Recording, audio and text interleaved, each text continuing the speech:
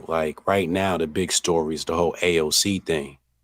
And like everybody's jumping through hoops to, she was here at 1:21 p.m. and she did this at this time and she did this at that time and she's a liar. And it's just like, all right, after you're done proving she's a liar, what changes in everybody's life? Nothing. You had fun for a couple of hours, but basically you just acted like a bunch of women, not to offend anybody. But it turns into gossip girl hour. Now I know we have fun, there's a hashtag trending and we get our jokes off, so on and so forth. But it's when we do this stuff for extended periods of time where it becomes problematic. Okay, we call AOC in a lie. Great, cool. On to the next one, on to the next important issue. Or where do we go from here after we catch her in a lie, right? Like what's the end game in that? If it's just to say she lied, it's just like, all right, well, name me one politician who doesn't lie. Like that's what Congress does. And I saw one of my homies tweet the other day. He said AOC's lie is the most harmless lie a congressman ever had. Like if you think about the lies that Congress people have had, like there's been much worse things that Congress has lied about or is hidden from us, you know?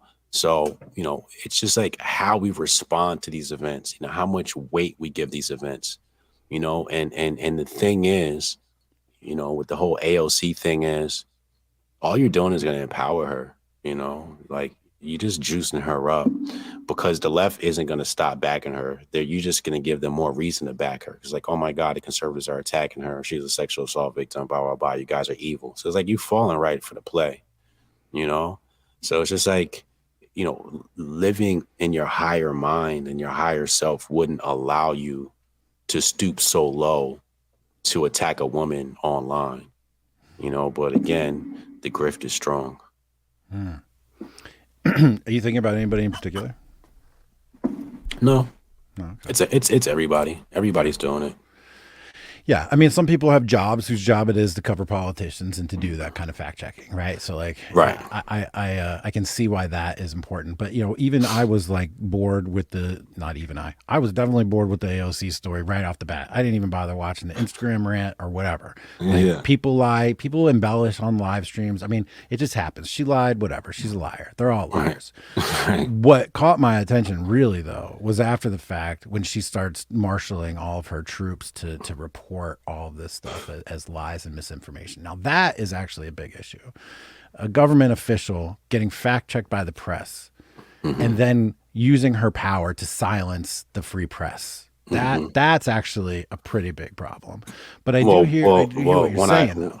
When I look at all of these events, I go, well, that's what the purpose was.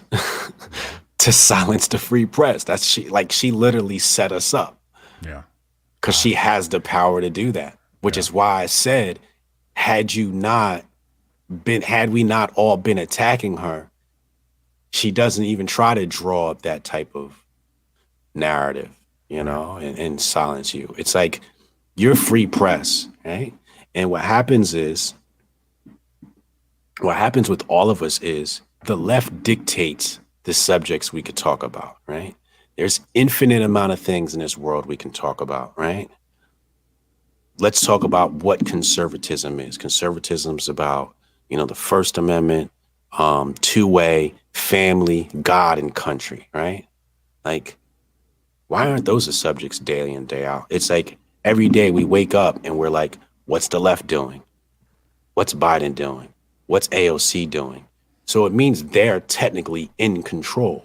When you could have just said, all right, this is what the left is doing, but here's what we're doing today. Let's go highlight Jack Murphy and what's happening in his life. Jack Murphy's doing some great things with the Liminal Order.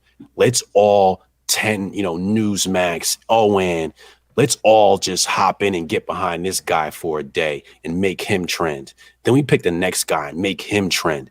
And you make the right strong, the left will be powerless in a few years, but that would take organization.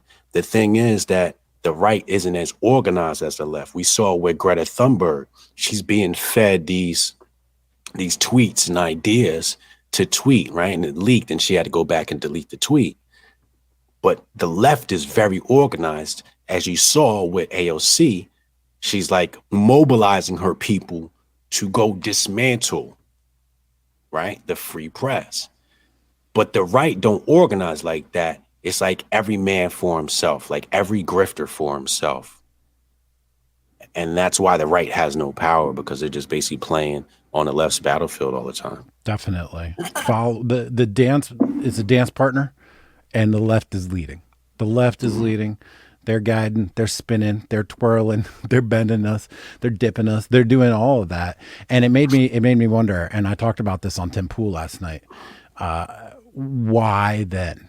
Why a month later is she doing this rant? Why a month later is she making up this story? What kind of distraction is she causing? Why is she deliberately causing a distraction? Why is she deliberately sucking all the attention towards her? And it's the same thing that Trump used to do. When he had something that he was working on over here, he'd point everybody up over there. And my thought was, on the same day that AOC is doing her rant, you've got NPR, Reuters, and a whole host of other people talking about new domestic terrorism, counterinsurgency initiatives, and why we need to apply the lessons that we learned in Afghanistan and Iraq to here in the United States against our own homegrown insurgencies that we have here. So instead of talking about that and the forthcoming, Patriot Act 3.0 and that hot poker that's coming right in the eye of all of us soon enough, we're talking about, some chick ranting on Instagram. It's like, can we evolve? Can we evolve beyond that? Yeah. I love your idea, not because you just mentioned liminal order, but like throwing the weight that we have, because we do have weight and our networks have weight, throwing them behind something productive and creative and build something. That's a good idea, but you're right. It takes cooperation. It takes a little bit of sacrifice. It takes an ego, stepping away from your ego, so that you can take the time to pump somebody up instead of being the one who gets pumped up all the time. That kind of coordination is hard to do. Especially most of the alignment that we have is emergent, right? It's like, oh, I see this thing, I kind of like it. Oh, I see this thing, I kind of like it. Oh, we're sort of working on the same team for now. But that alignment can dissipate very quickly, very quickly. We saw the alignment between Antifa and BLM and the left dissipate like that. The second Biden was, because the goal is fleeting, right? Yeah. But when I think about like organization, I think about Hotep Nation. When our president first launched his brand, he had a soap brand he launched. Man, we organized, and we had, he probably had like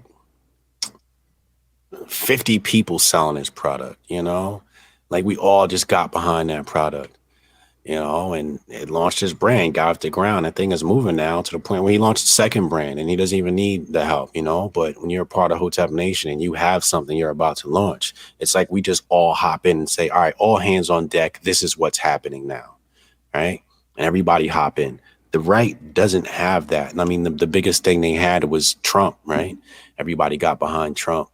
But then still we even reacted to the left. And, Trump was very beholden to his base, and his base I think the base didn't understand the power they had over Trump. They knew they had power, but they didn't understand how much power they had.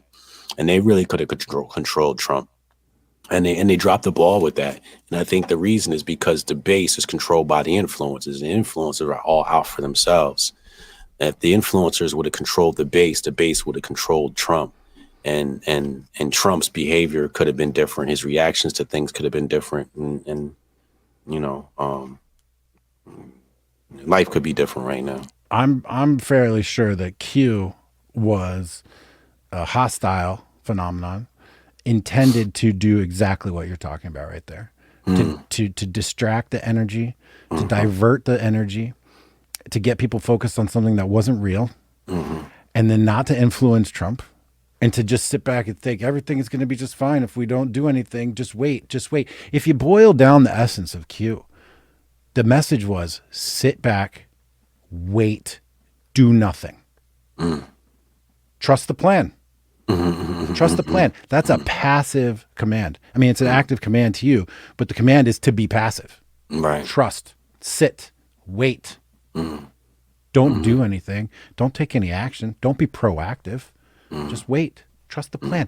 Bro, it's all going to be taken care of for you. You don't have to do anything. Q was a disaster, and it culminated in January 6th, and it's kicking off whatever we're going to have here for the next who knows how long. But one thing I want to circle back on is about having a community, right? First of all, I didn't know that there was a president of Hotep Nation and that you weren't it. So I'd like to learn more about that. Second of all, in the Liminal Order, man, we do the same exact thing. We have incubated from a random message into a full-fledged business with sales, marketing, release to the world, more than one business. We've got a ton of them in the works. We've got new software being written, new tech companies being developed. We have financiers, venture capitalists, private equity guys, full stack tech developers. And we got almost 500 guys now. So we got guys from every walk of life, every profession, every level. Anybody has an idea, man, we can build it. And that's part of our main ethos, 100%. We're a values-based organization. The 3 values are masculinity, brotherhood, and sovereignty. Masculinity is honor, courage, loyalty, mastery. We are providers, protectors, creators, instructors. And so that is the orders, the marching orders to everybody in the LO. Build, create, instruct, provide, protect. And then you add it to brotherhood, loyalty, community, service to each other. And the goal is sovereignty, personal sovereignty, physical sovereignty, narrative sovereignty. And so you need squads like that. It works for you guys. It's working for us. You need a network of people that you can almost live, work, and play with.